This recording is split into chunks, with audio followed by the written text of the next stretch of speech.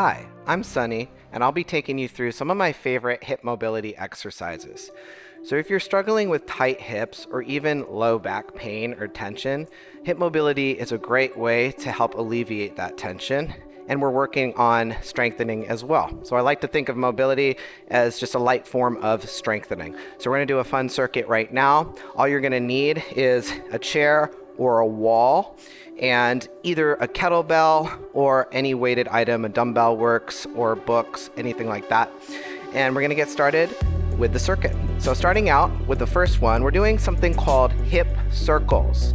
Now again, if you have a wall to push into, that's awesome, and that's actually preferable. I'm using a chair, which works just fine.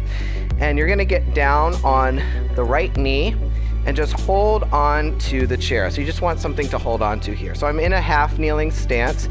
Make sure there's not too much pressure on your knee. Maybe you need a pad or something like that. We're gonna start by lifting the chest, tucking the pelvis. So right away, I also feel my right hip flexor engaging and stretching.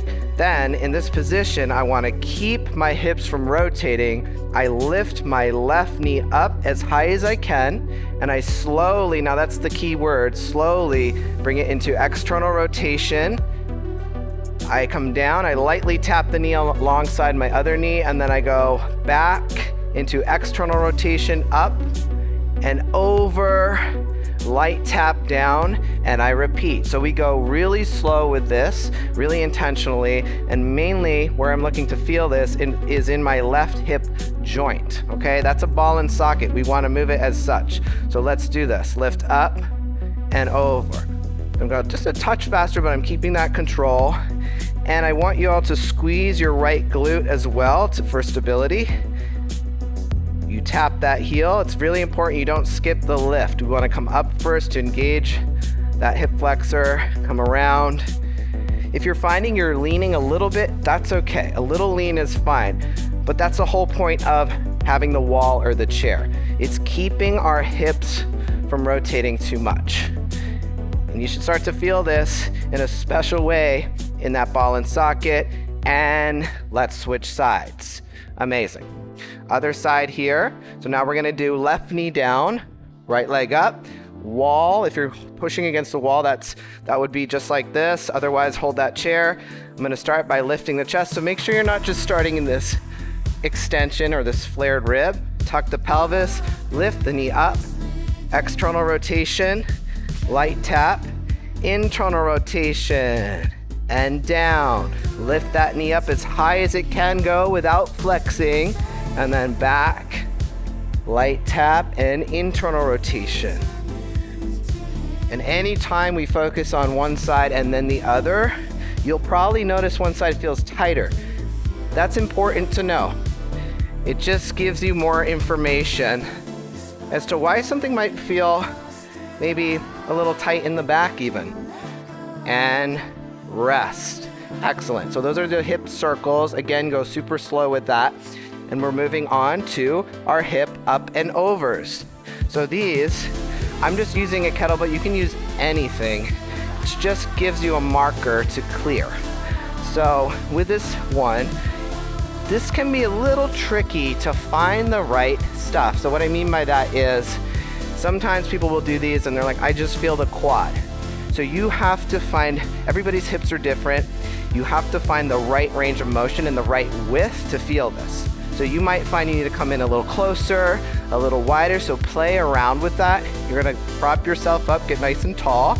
Start not too wide, not too narrow with the feet, and get the object that you're gonna clear just to the inside of the ankle. You're gonna point your toes away from you, stay as upright as you can, and you're coming up and over. Now I'm going as high as I can over this kettlebell, and I am lightly tapping my heel down. Now I do want to, once I feel my hip joint working, I want to speed it up a little bit. These are harder than they look.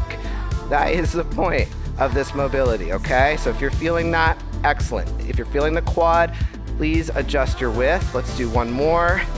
And switch sides. So the feeling we're looking for is it's starting to fatigue in a good way in that hip joint right here. Let's switch sides. strengthening that hip joint. Let's go. Point the toes to get out of the calves, up and over. Now in my case, my left side's pretty tight, so I feel this right away a lot more. It's also a lot easier for me to transfer to the quad because my hip joint doesn't want to do the work. So again, take your time finding that sweet spot, up and over. Also, perhaps you don't even want to clear anything too high. That's important too. Let's do 2 more. And rest. Really feeling that in that hip joint. Amazing. Moving on. Grabbing an object. Again, you can do this just body weight. So what I want you to do is how I would start this is in the tabletop position. So you're going to get into your tabletop, and from here you're going to stick your left leg out laterally. Then you're going to come up from here. You can kind of adjust to find your balance. Again, you might want to pad on your knee. Then you're going to grab your weighted item. You can again do this body weight if you don't have that. Now you can be flat-footed on the left or turned out on the side, whatever feels best. I'm gonna have you create tension in your upper back. Now we are hinging. We're not sitting back on the heel. We're pushing the hips back. And what I'm looking to feel is a big stretch in my adductor, my left inner thigh, and then I come up and follow forward. So again, we're not sitting back like this. We're hinging, hips back, big stretch in the inner thigh, and up. And now I'm speeding this up a little bit. So I feel my left inner thigh stretch, but I also connect to my right hip extension at the top. Big squeeze, 2 more. Really working the hip here. Last one, hips back, forward, kettlebell down. Ooh yeah, that feels awesome. Let's get that other side. We can't forget about that other side. So back into your tabletop. This is just the easiest way to set it up. Right leg out. Get nice and tall. The weight just gives you something to create tension within your upper back. So we're not flexing as we come down. Now you lift your chest, hips way back, and then up nice and tall. And don't overfold again. This is more of a hinge pattern, and I really feel that in that right adductor and left hip flexor at the top. Big squeeze. So when I'm actually squeezing, I'm trying to find my left glute a little bit at the top. 2 more. Excellent. 1. Yes, and rest. Perfect. Moving on to the last exercise here. So these are called marches. So we want some weighted item, and we're gonna hold it in what's called an offset. So you're gonna hold it with your right hand. We're gonna get nice and tall. You're gonna think about stacking pillar, meaning shoulders, rib cage, hips in one line. So you might need to tuck those ribs in. And then you're lifting your left arm out. And we're gonna start by doing a march, lifting the left knee as high as we can without flexing, coming down and alternating. Control the alternating reps. Why I love marches so much is because I'm working on what's called anti-lateral flexion, so I can't flex laterally, or I don't want to, and I'm working on strengthening my psoas and my hip flexor, which is amazing if you have a sedentary job or any tightness. These are so good to do. And switching sides. We're gonna go left side, nice correction of that pillar position, and start with a march on the right, and down, left, and sometimes that's hard with that balance. That's very important to notice. Again, one side, if you're feeling like it's a little more of a struggle, just more information for you, which is good. Moving forward. Excellent. And I want you to really push away from the ground and straighten out that grounded leg. 2 more. 1. And rest. Those are the hip mobility movements. Now we kind of went through instructionally. Now we're gonna just go through them together one more time, all right? If you just have time for one set, that is awesome, okay? If you have time for another, let's do it together. So we're gonna get started with our hip circles, again with the chair, or a wall. And let's start left knee up, right knee down. Round 2, getting in a little deeper. Fix yourself to that grounded position. We tuck the pelvis, lift that left knee up. Now definitely coming from those marches, we should feel this a little bit more, a little deeper. And I'm gonna speed these reps up now, just a touch. But I never wanna go too fast with mobility, specifically with this one. And as I mentioned, the hip is a ball and socket. We don't really, as modern people, move it as such. We tend to stick to this certain range.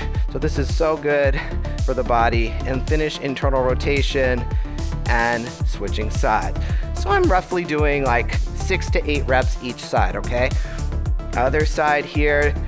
Don't forget about that other side. Lift the chest, tuck the pelvis, knee up as high as you can. Light tap, internal rotation. This is a strengthening for long term, for longevity in your training. It's very important to get that range of motion in the hips and strengthen it. 2 more. Good. Again, a little lean is okay. We're trying to fight that. And internal rotation, rest. Putting that chair aside. Amazing job. Let's move right into our hip up and overs. I'm gonna start on my left side. So if you find a side, again, that feels a little more challenging, let's start on that side. Start strong on that side. We're gonna lift that chest, find your appropriate width, point the toes. Let's go a little faster here, up and over. Again, sometimes you'll find that coming up it ain't happening, so then don't even worry about clearing an object. Just come up as high as you can. There'll be a certain range in which you might need to back off. 2 more. Feeling that left hip joint. 1. Oh yeah, switch sides. Sometimes the craziest faces I make are with mobility, not always with the strengthening. So it's funny, this stuff can be a lot harder than people think. Up and over. Again, I think of it like a light form of strengthening here. Clearing that object, staying as upright as you can, feeling that right hip flexor, right psoas, and rest. Moving right into our adductor. This is that great stretch. I'm gonna start left side again. Tabletop position. You're doing great, everybody. Left leg out. That weight up.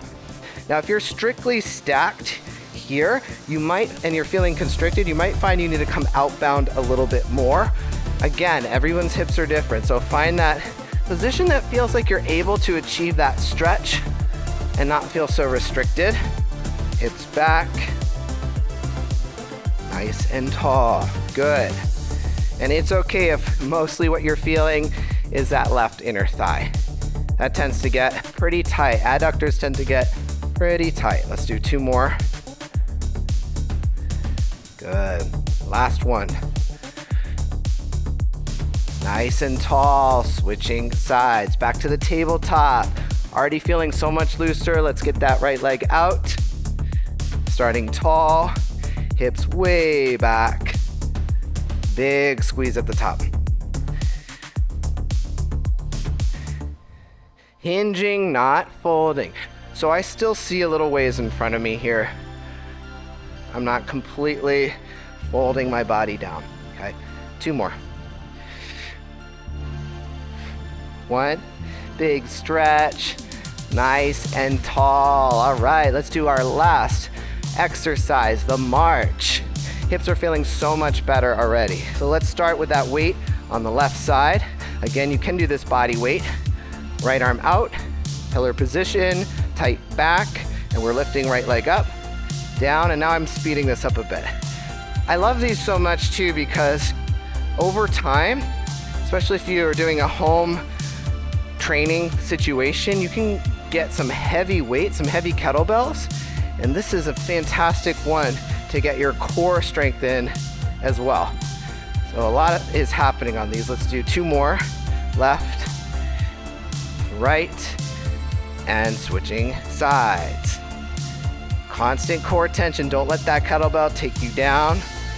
Back tension as well. Let's lift left side up. You'll notice the side closest to the weight is the hardest side for a reason.